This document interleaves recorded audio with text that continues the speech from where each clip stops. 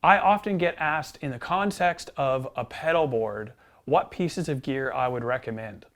I'm in a unique position where people send me their gear every week and I get to try it out, see what I think. The guys in the shop usually have a little play to make sure that the rig is obviously working properly, and we get to form our own opinions from trying all these different pieces of gear. Today we have a new piece of gear from Mooer. It is the L6 MKII, a 6-channel true bypass looper with basic programmability. I have no idea, to be honest, if I would recommend this piece of gear yet, because I haven't actually used it. So let's go through it today, see what we think, and if this is a piece of gear that would actually stand the rigors of touring and the needs of today's musician. Let's get into it, see what we can find out.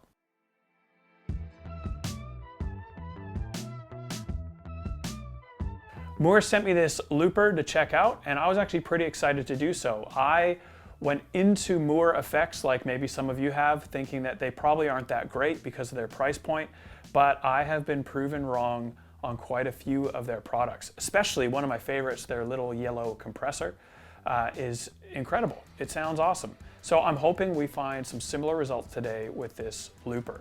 I've only read the manual through once, so we're gonna figure out how to use it today and see if it's as intuitive and easy as they might say, and if there's any features that might be missing that really should have been put there in the first place, or if this is just a great looper for the price point.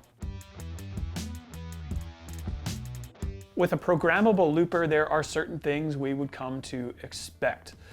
The main one being that you can turn any combination of loops on and off with the push of a single button.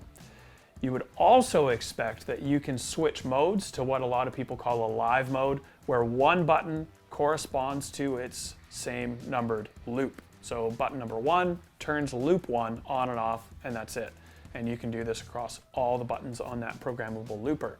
From reading the manual, I know that this looper does have these options, and we're going to see how user-friendly they are right from the outset. So let's get into these modes and see how easy they are to use. First thing we're going to do is hit this live/back button. So I can see that right now we're on preset 1 or bank 1, and then we have up to 6 loops. So this is the preset mode. Awesome. And we can bank to bank 2 and get 6 more presets. Let's see how many banks we have here. Okay, so we have 6 banks of 6 presets, 36 sounds, quick math, that you can actually end up using. Let's go to live mode. Awesome, and we can just turn a loop on and off. As you can see, I have a few effects in here. This is clean or bypass. Buffer, let's turn that on, see what the sound difference is.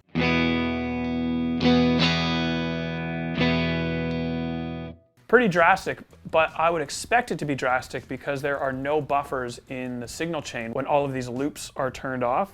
So the second buffer at the end of the 6 loops, I expect to not have nearly as much of a change. Let's see. Big change. A much more subtle change. By default, I usually start with both buffers turned on, and then you can always tweak it later. But it's always good to have a buffer at the beginning and end of your chain. So we'll just leave those on for now, and let's see what these sound like. Loop 1 is going to be for the overture.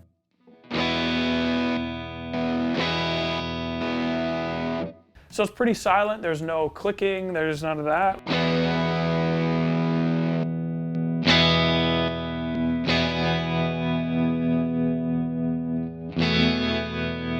Pretty straightforward. You can turn the loops on and off in live mode, and that is easy enough to do. There is also a built-in tuner.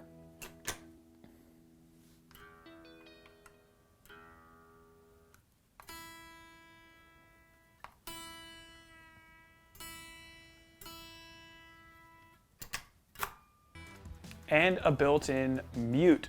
So you can tune your signal, you can mute. There's a tuner out, so you can use a tuner that maybe you prefer over the one that's built into this unit. But first impressions of that tuner, it's actually pretty good. Easy to use, big screen, not bad actually. Let's get into the preset mode now and see how easy or maybe difficult it is to save some presets. So we're gonna hit this button here. We're now in the preset. Let's start preset 1. As you can see, it looks like nothing is actually turned on. Still muted. So no presets are saved by default. So again, from reading the manual, I know we hit that.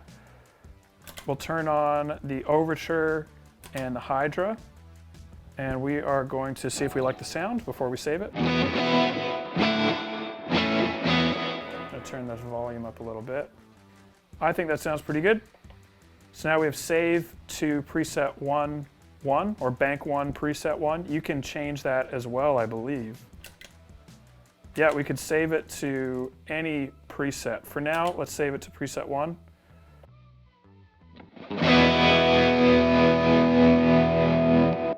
Preset 2, we will do something similar.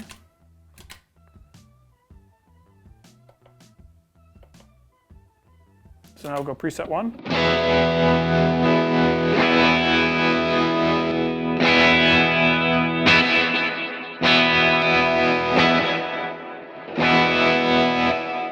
Pretty easy to use. Let's see if we can save the buffer settings as well. So we'll go to preset 3. We're going to turn these buffers off and save. And we'll save it to preset 3. Okay, so you can't save buffer settings. So those are global. Once you turn them on, they're always on. Once you turn them off, they're always off by the looks of it. Other than that, that is all this looper has to offer from what I can tell from reading the manual and seeing the front faceplate. Correct me if I'm wrong in the comments if there's some more hidden features to this thing. If people asked me in a setup to recommend this piece of gear, I would say it is unbelievable for the price point. If you take the price point away though, it is not as feature packed as some of the other units out there. And depending on what you're after, this might not be the best looper for you. If you are after basic preset saving, no MIDI, and instant access, turning one loop off, another on, that type of thing, with a built-in tuner and a mute, it's actually great value for money. All true bypass if you want it to be, if you turn those buffers off, and then instant access to those buffers as well. Very easy to use. Again, I haven't spent any time with this other than reading through the manual once and then having a little bit of a play. And so I would say this looper is a great option for basic needs and basic programmability. Let me know what you think. If you agree, disagree, we'll see what happens. And I will see you next week for another video on the Goodwood Audio YouTube channel.